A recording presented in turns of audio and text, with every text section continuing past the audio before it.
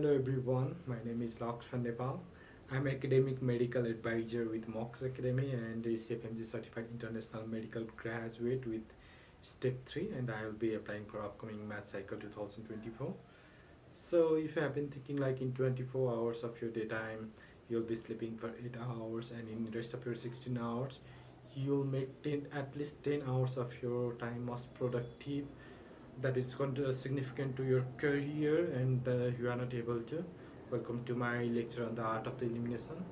In this lecture we'll be talking about identifying the factors that could be cluttering your time and energy, and how you should set your priorities and goals so that you could make most efficient utilization of your time, and how to get a residency of your choice and do what you need to do from right now on.